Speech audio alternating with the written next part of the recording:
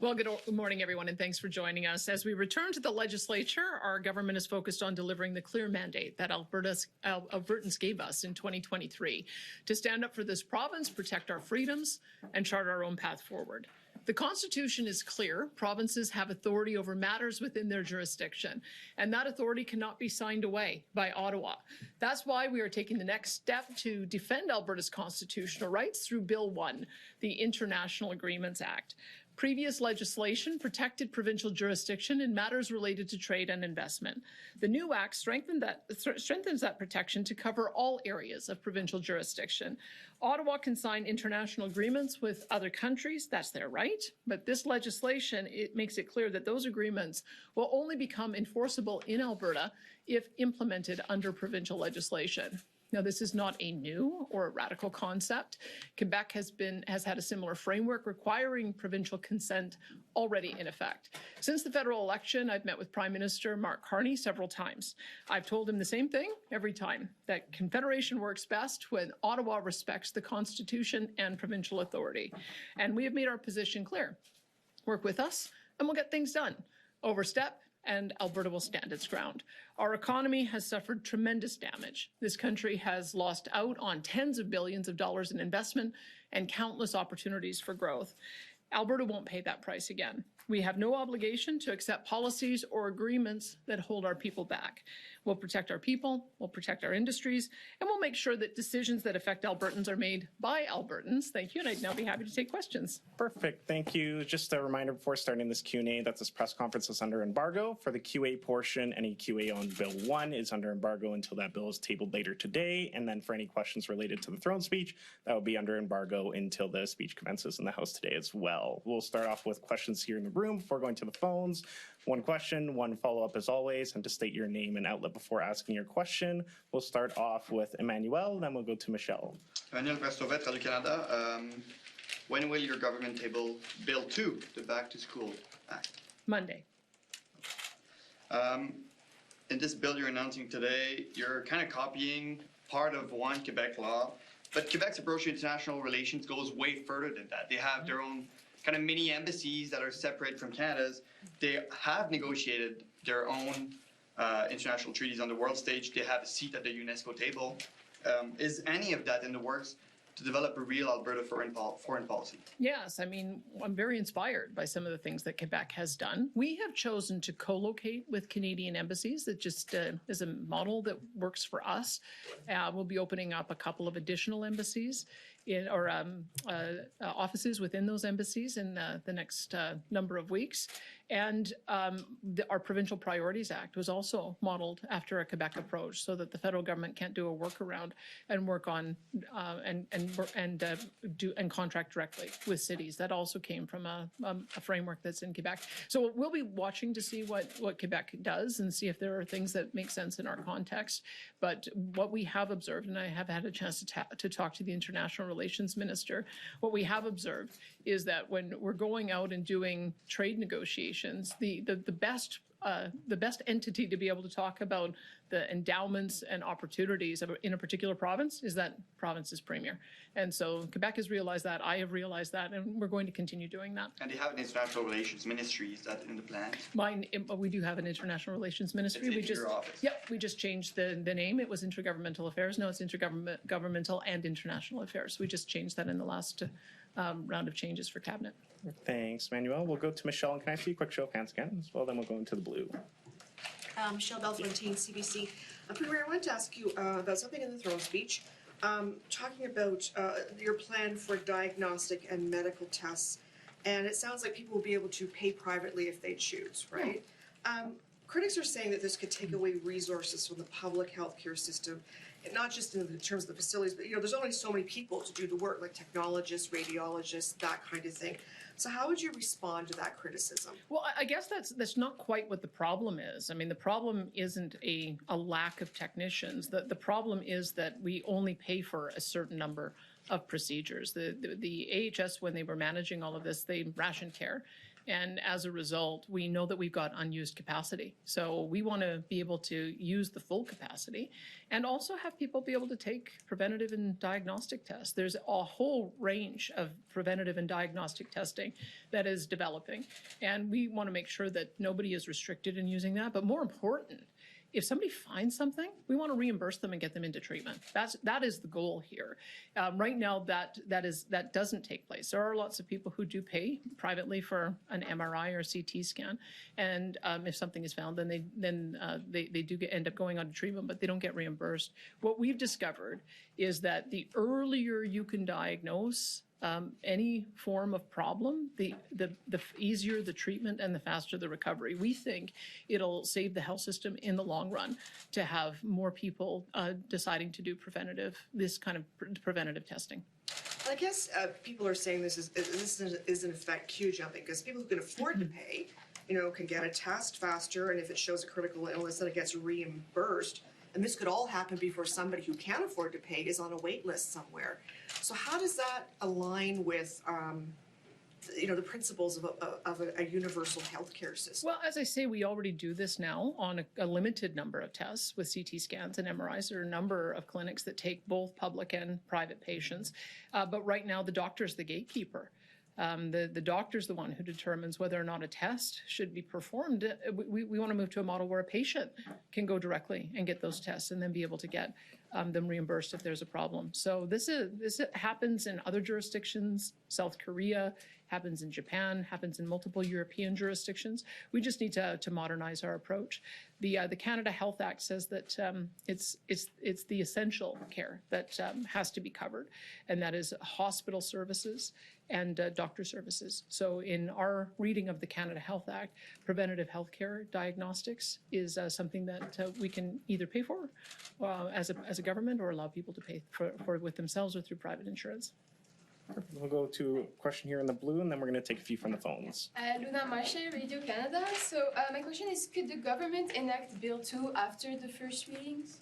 No, you have to go through two readings, committee of the whole, and third reading before it can be. It has to go through all the readings.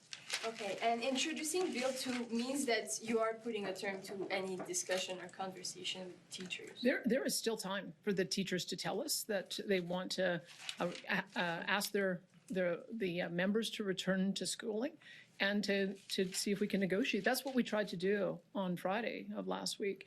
We tried to get them to agree to go back to school, and then we would do enhanced mediation, which would end November 20th, to see that if we could get to an agreement on an expedited time frame, and they rejected that.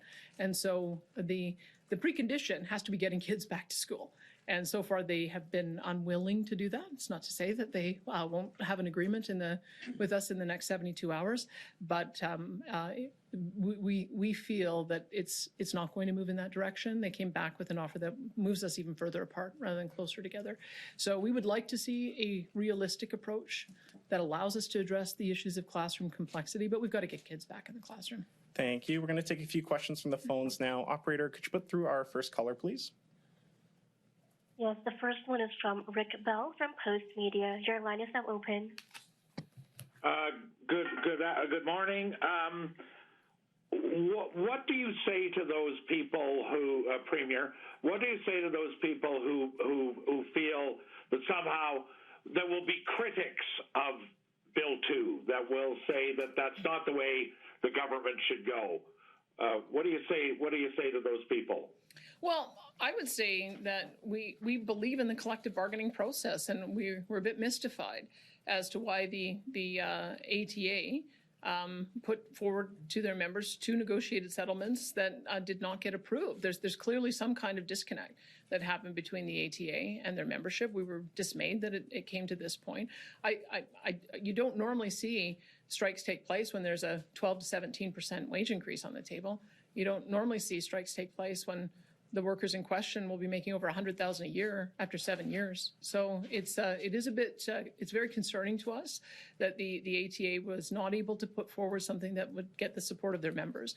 But we think that the offer we put forward is fair. 130 new schools by 2030, 3,000 new teachers, 1,500 EAs, and a salary range ranging from $70,000 for a starting teacher to $119,000 for the top teacher.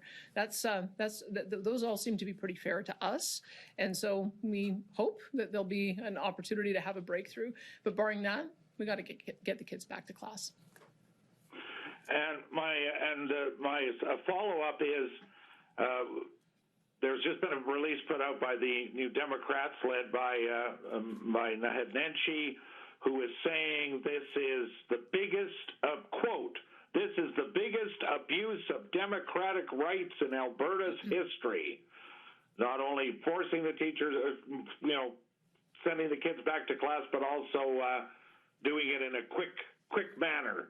So what's your reaction to this comment that this is the biggest abuse of democratic rights in Alberta history? Well, I think the NDP province of Manitoba has essential services legislation on teachers. And we didn't go that way because we respect the collective bargaining process, and strikes are part of the collective bargaining process. But when you get to a point where irreparable harm is being caused to kids, that's where we have to draw a line, and we have to make sure those kids are back in class. We've never had a strike of this nature or magnitude before, and or one that has carried on this long. My reading is that Premier Ralph Klein ordered back to work on the strike in 2002 after 3 weeks. This one will be a little bit longer than 3 weeks. I think 18 days, working days in total, and so, or maybe just under. And so we want to make sure that the kids are back in class, so they don't have any more disruption in their learning. Thanks, Rick. Operator, could you put through our next caller, please? Yes, the next one is from Kevin Green from CTV. Your line is now open. Good morning, Premier. This morning in the technical briefing, I asked the Deputy Minister for one example ever of when Alberta had been aggrieved by an international agreement that it was unable to separate itself from in a way that made the government here, your government, feel comfortable, and he could not come up with one. Oh, if there are no points at which the government has been aggrieved by international agreements that they've been unable to get out of through current legislation, what's the point?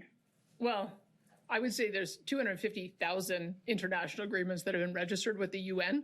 So I might have to do a bit more of a granular look before I would be prepared to say that. But I can tell you that how frustrated I was attending the COP28 conference when the federal environment minister wouldn't even tell us what the Canadian negotiating position was going into that conference, even though all of the discussions at the table had to do with the development of our oil and gas resources. So that one is very, very much on my mind. We have been supportive of reaching a 2050 target on carbon neutrality, but all of those subsequent timeframes that have been arbitrarily arrived at, those are not something that we have agreed to, and it's why we're challenging the 9 bad laws. So I would say that that's an example. The past 3 years of our government has been fighting those 9 bad laws to restore the investment climate. Those are the first ones that come to mind, but I'm sure there are others. That said, though, as you point out, those were, the COP agreement or the COP discussions were not agreements that you couldn't extricate yourself from under current legislation and that you haven't been fighting back against. There's 250,000, as you point out, pieces of legislation. But if you can't point to one that you've ever had a problem with that you couldn't extract yourself from through the current legislation, what's the point of this legislation other than being performative? Well, I can tell you that we're not always in sync with the federal government on a variety of things. I mean, they wanted to pursue safe supply, and we're funding a number of initiatives on safe supply, which we objected to, and I'm glad to see that they've turned course on that. They have a number of agreements stemming from the conversations that happen at the international table, and we're drawing a line. We're saying that they cannot make decisions in our areas of jurisdiction at an international table without including us. Quebec has found a reason to have this this policy. They go through a very elaborate process when international agreements are signed onto, and we just want to set the precedent that there may be many places where we agree. And in fact, on international trade agreements where we have existing legislation, we do have a process where we go through and affirm international trade agreements. This just expands it to include all agreements that the federal government might enter into that impact our jurisdiction. Thanks, Kevin. We have time for 2 more questions. We're going to take 1 more from the phones, and then we'll come back to the room to Julia. Operator, could you put through our next caller, please? Yes, the next one is from Don Braid from the Calgary Herald. Your line is now open. You're in the order paper notice today, which is now published, of course, and that's what brought all this out about Bill 2. This is going to go through the House at light speed, that's for sure. You're allowing an hour debate only for each stage, which suggests that, and even suggesting you can get more than 1 and even 2 stages done in 1 day. Are you expecting you will be able to get this done through, stamped and sealed by Monday evening? I would leave that to Joseph Scow, our House Leader, to talk about that. Again, we would hope that this kind of legislation wouldn't be needed. It would be nice if the teachers understand and the teachers union leadership understands that we're serious about getting the kids back in class. We offered one avenue to try to end the strike this week, and they rejected that. So we're offering again. They've got 72 hours to come and find a different way to get the kids back in class and work with us on enhanced mediation. And barring that, this is kind of the last resort. So I don't know how quickly it will go through the legislature, but I think you can see how quickly potentially it could based on the order paper. Oh, this puts a lot of pressure on the teachers for sure. In fact, on everybody. Is there any prospect of getting an agreement, a deal over the weekend? Well, I think that what we've been hoping for is that teachers see that we have heard them loud and clear about the need to address complexity, but complexity can be addressed in a variety of different ways. One of the things we want to look at with school boards is why they have so many certificated teachers who do not take on classes, because it just puts the burden on everybody else. We want to look at why it is some school boards have more administrators than they have education assistants. That's another area that we think would be able to address. And we want to look at what they're doing in Saskatchewan. One of the ways that they got to an agreement, and that was a teacher actually who told me I should take a look at Saskatchewan, is by having these specialized learning environments so that kids with complex needs and English language learning can be pulled from the classroom for one-on-one attention. So there's lots of different models that we can look at. They have a pretty blunt instrument that they're proposing, and they're dug in on it. And I think that we can address the issues in a different way. So my view would be, let's get to a settlement on the things we've agreed to so far, the pay scale, the 3,000 teachers, the EAs, and then let's get to work on the implementation of the things that we know that we're both hearing from teachers, which is addressing complexity. Thank you. We have time for one last question. We'll come to Julia in the room here. Hi, Premier. Julia Wong, CBC National. Thousands of teachers are going to be rallying outside the legislature later today. You have 750,000 kids not in the classroom right now. Why is Bill 1, the contents of Bill 1, the desire to protect provincial jurisdiction, why is that your focus right now? Well, we have a legislative agenda that wasn't foreseeing that we would be in the middle of a teacher strike. So Bill 2 is the Back to School Act, which will address that. So we have 14 pieces of legislation. This will be the first one, but there's many others, and you'll be able to hear about that in the throne speech. But make no mistake, we know that this strike is causing harm to kids. We know it's causing harm to teachers since there isn't a strike fund, and we want to be able to end it for the sake of both frontline teachers as well as students and their families so that we can get back to a learning environment. So that will be debated as quickly as we possibly can, which is on Monday. And my follow-up to that is Bill 1 doesn't seem to have any obvious urgency. It doesn't seem like there's an immediate impending international agreement that Alberta is taking issue with. So is this an attempt to distract from the teacher strike right now? Well, as I mentioned, the process for developing legislation takes place months and months in advance of it being implemented. So we didn't know months and months ago that we were going to be in the middle of a teacher strike. And we can do two things at once, which is why we can continue with our legislative agenda, which we've been planning for many months. And we can also accelerate Bill 2, which will be the first bill debated on Monday. Awesome. That's all the time we have for questions today. Thank you, everybody, very much.